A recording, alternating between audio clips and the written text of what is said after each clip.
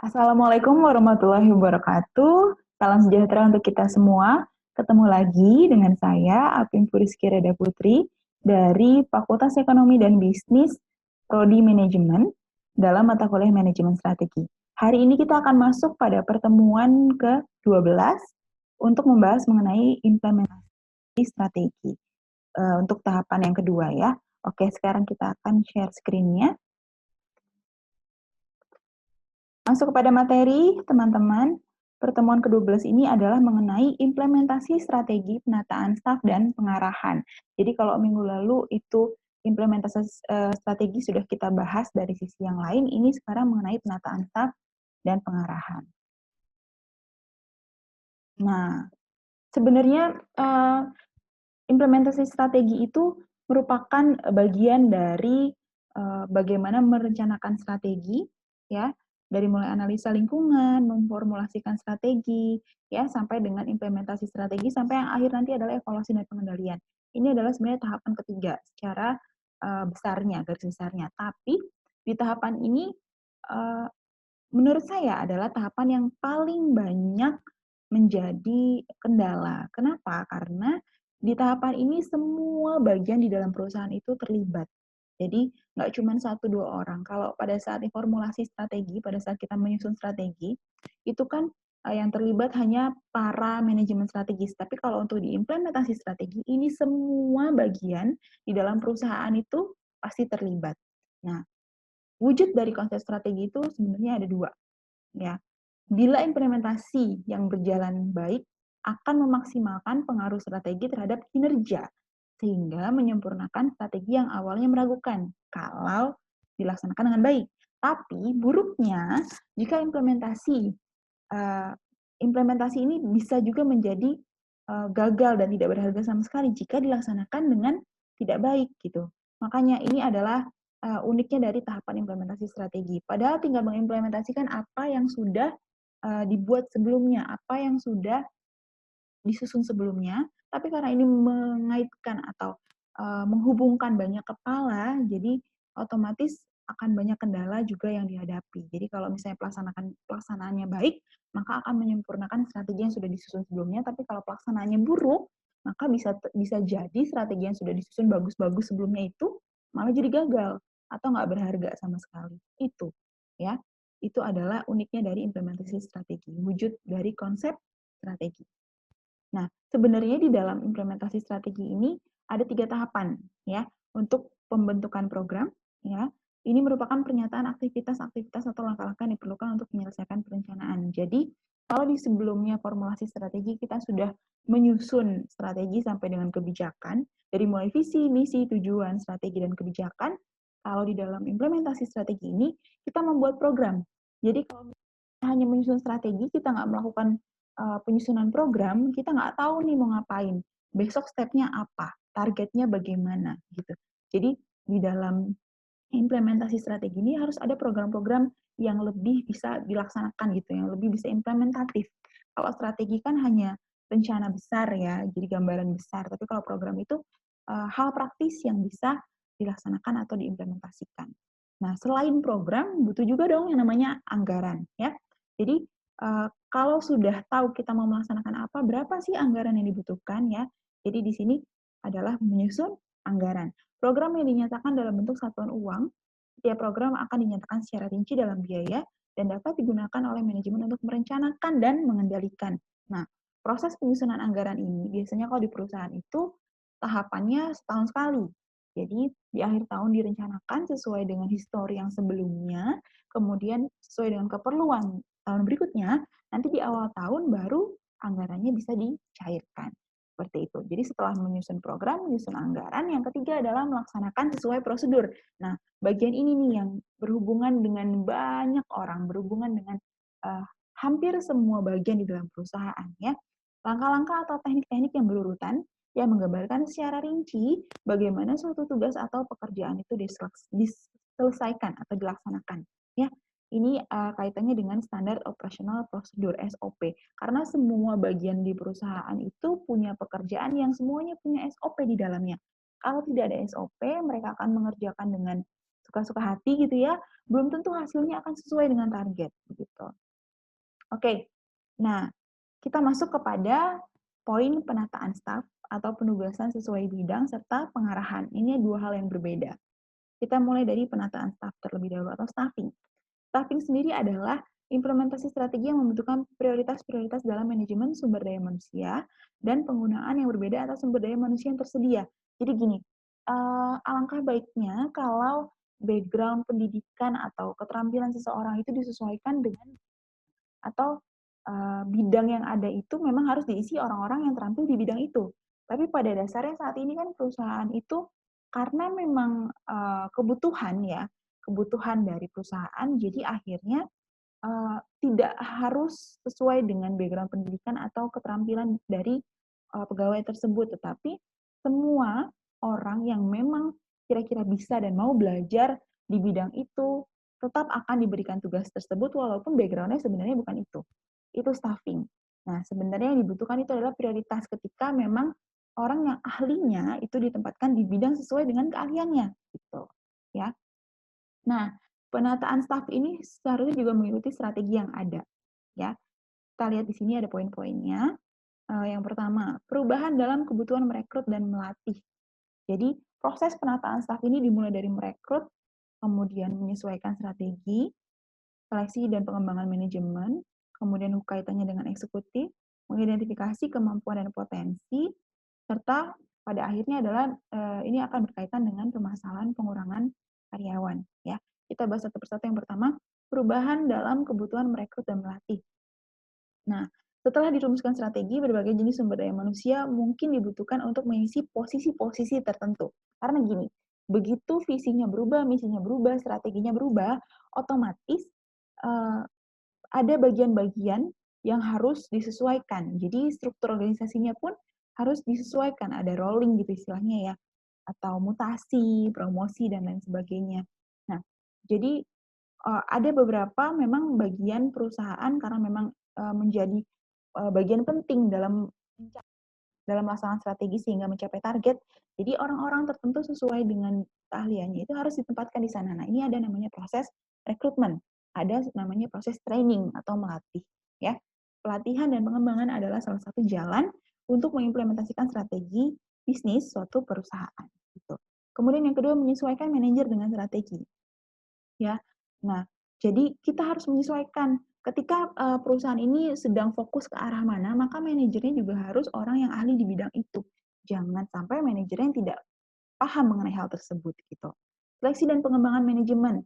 Kalau memang terpaksa kita merekrut orang yang memang bukan di bidangnya, tapi memang dia paham tentang leadership atau kepemimpinan, paling tidak kita membantu pengembangan untuk pekerjaannya dengan cara pelatihan gitu, pengembangan manajemen ya, paduan keahlian dan pengalaman yang tepat. Mungkin stafnya kita isi dengan orang yang ahli gitu. Jadi bisa saling backup ya. Kemudian suksesi eksekutif. Nah, ini kaitannya dengan orang-orang tertinggi di dalam suatu perusahaan, ya CEO dan lain sebagainya, direktur itu bisa diambil dari dalam perusahaan atau dari luar perusahaan. Jadi kita tidak melulu harus merekrut dari orang internal perusahaan, bisa juga kita ngambil dari luar perusahaan. Misalnya perusahaan lain dengan bidang yang mirip, kemudian kita rekrut menjadi pimpinan di perusahaan kita. Karena pada dasarnya kalau sudah posisi tinggi di perusahaan itu yang diperlukan itu adalah visi kepemimpinannya, bukan bidang keahlian yang terkait bisa di-backup oleh orang-orang atau pegawai yang ada di bawahnya. Kemudian mengidentifikasi kemampuan dan potensi ya. Ini ada namanya sistem penilaian kinerja. Kalau dalam perusahaan itu ada namanya indeks kinerja penilaian atau IKP. Nah, biasanya kalau di perusahaan besar itu IKP, indeks indeks penilaian kinerja, Key Performance Indicator atau KPI. Nah, KPI. KPI ini biasanya diceknya itu satu semester sekali. Jadi di awal semester karyawan itu biasanya diminta untuk mengisi target sesuai dengan job desk-nya. Nanti di akhir semester mereka mengisi hasilnya atau pencapaiannya. Sudah sampai atau belum? Sudah sesuai target atau belum? Jika sudah, maka reward-nya apa? Jika belum, maka punishment-nya apa? Itu akan ada. Biasanya sih berupa tunjangan ataupun bonus-bonus gitu. Nah, tergantung dari kebijakan perusahaan itu sendiri. Gitu. Ada namanya sistem penilaian kinerja. Nanti kita akan lihat contoh, salah satu contohnya. Kemudian berbagai masalah dalam pengurangan karyawan. Nah, ini kaitannya ketika ada perubahan strategi, itu otomatis ada perubahan struktur, orang-orangnya di-rolling, pegawainya di-rolling, otomatis akan ada pegawai yang tadinya memang dibutuhkan menjadi tidak dibutuhkan misalnya, karena ada kebijakan yang kaitannya sama teknologi.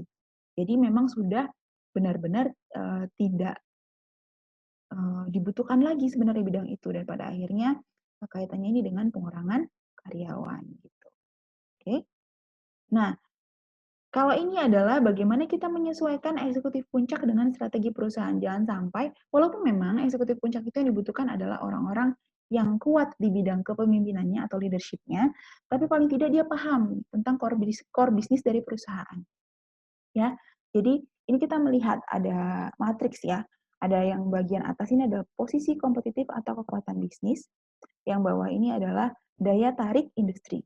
Ketika posisi kompetitif atau kekuatan bisnis suatu perusahaan itu kuat dan daya tarik industrinya tinggi, maka dia membutuhkan pemimpin atau CEO atau eksekutif puncak yang fokus pada pertumbuhan dan konsentrasi serta ahli industri yang dinamis. Karena sekarang itu hitungan hari itu sudah ada perubahan di dalam suatu industri. Tapi misalnya posisi kompetitif kekuatan bisnis perusahaan itu lemah dan daya tarik industrinya itu sedang. Oke, berarti dia harus mencari eksekutif puncak yang ahli dalam membalikan keadaan supaya perusahaan ini memiliki posisi kompetitif yang meningkat, sedang atau tinggi, dan seterusnya.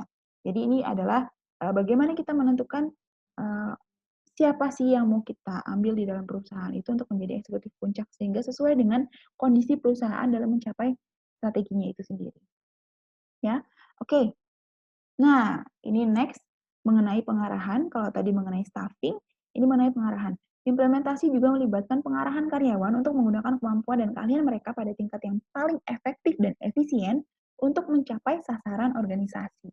Nah, ini kalau tadi baru memplotkan orang sesuai dengan keahliannya, kalau ini bagaimana mengarahkan supaya pekerjaannya itu efektif dan efisien.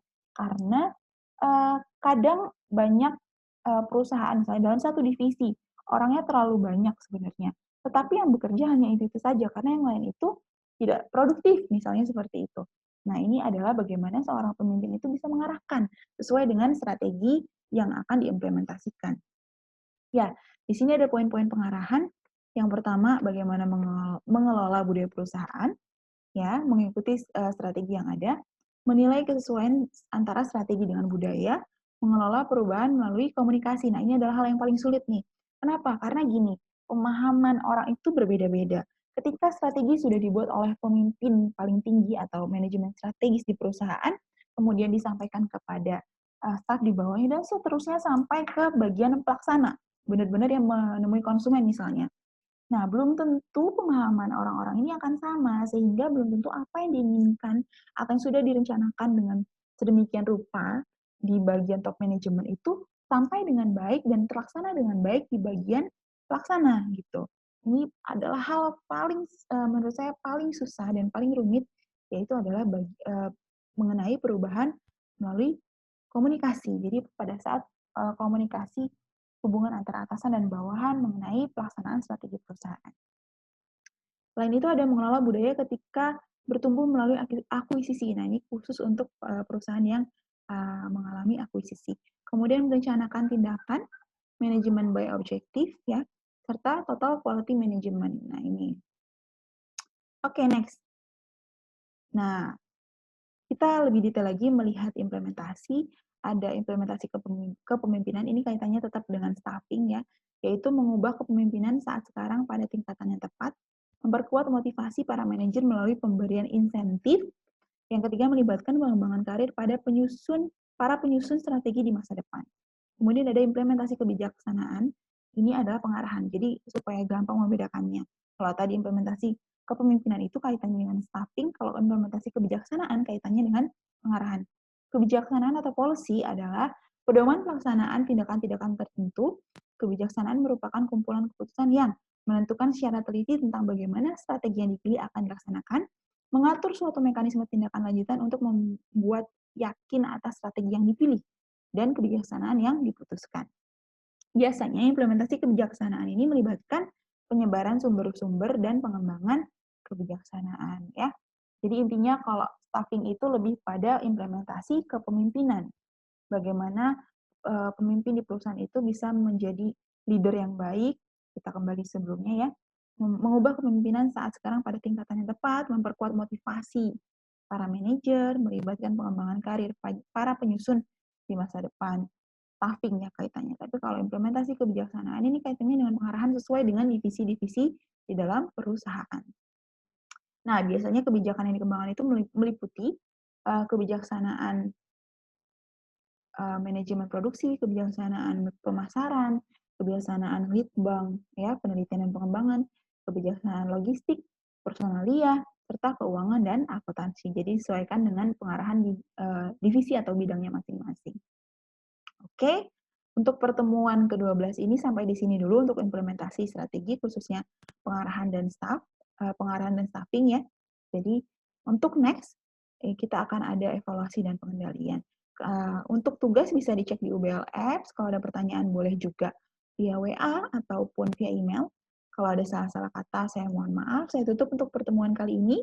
Wabillahi taufiq walhidayah. Wassalamualaikum warahmatullahi wabarakatuh.